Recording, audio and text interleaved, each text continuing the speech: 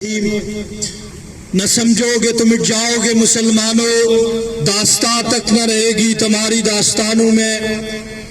آج جو بھارتی سپریم کورٹ نے ایک غیر منصفانہ فیصلے کے ذریعے سے جو مسلمانوں کا ایک تاریخی ورثہ بھی ہے اور مسلمانوں کا ایک روحانی مرکز بھی، وہ خانہ خدا بابری مسجد، اس کی جگہ رام مندر تعمیر کرنے کا فیصلہ سنایا ہے۔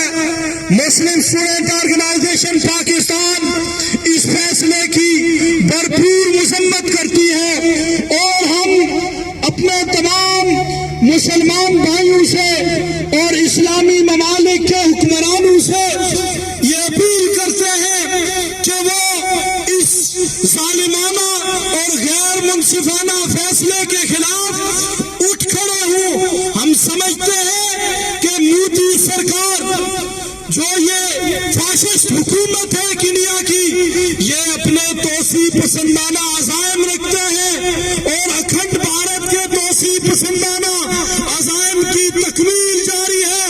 ایک طرف مقبوضہ کشمیر کے اوپر قبضہ ہوتا ہے تو دوسری طرف بابری مسجد جو مسلمانوں کا روحانی مرکز، جو تاریخی ورثہ ہے، اس کی جگہ رام مندر تعمیر کرنے کا یہ غیر منصفانہ فیصلہ یہ ان توسیع پسندانہ عزائم کی تکمیل کے لیے ہے۔ اس لیے اس میں مسلمان حکمرانوں کو، مسلمان ممالک کو سوچنا ہوگا۔ میرے بھائیوں، ایک طرف پاکستان جذبہ نعرہ تکبیر، نعرہ تکبیر، بھارتی گنڈا گردی نہیں منظور، بھارتی گنڈا گردی، بھارتی گنڈا گردی، مودی کی گنڈا گردی، انڈین سپریم کورٹ کی گنڈا گردی، انڈین سپریم کورٹ کا 27 سال بعد غلط فیصلہ، 27 برس کے بعد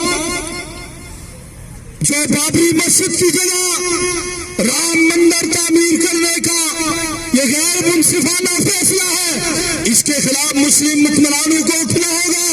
ایک طرف جذبہ خیر سگالی کے تحت پاکستان سکھوں کے لیے، ہندوستان کے سکھوں کے لیے کرتارپورہ بارڈر کھول رہا ہے، جس میں بھی ہمیں تشویش ہے، لیکن دوسری طرف عین اسی وقت اسی دن یہ فیصلہ سنا کے یہ پورے سارے مسلمان حکمرانوں کے منہ پہ انہوں نے تمانچہ مارا ہے۔ اس لیے اس غیر منصفانہ فیصلے کے خلاف ہم سب کو کھڑا ہونا ہوگا۔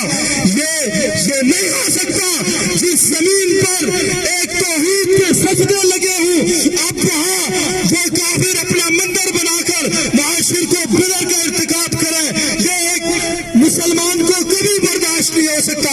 آج مسلم اسٹوڈنٹ آرگنائزیشن نے شارٹ نوٹس پہ اسلام آباد میں یہ علامتی مارچ کیا ہے۔ انشاءاللہ آنے والے دنوں میں باقاعدہ مشاورت کے ساتھ ہم اس کے اوپر باقاعدہ فیصلہ کر کے پورے ملک میں یہ احتجاج کریں گے اور اس فیصلے کے خلاف بھرپور احتجاج بھی کریں گے، اور ہم آج بھی اس کی مذمت کرتے ہیں۔ انشاءاللہ یہ فیصلہ بھارتی سپریم کورٹ کو واپس لانا پڑے گا۔ انشاءاللہ اس کی ہمیں جو قیمت ادا کرنی پڑی ہم کریں گے۔ آپ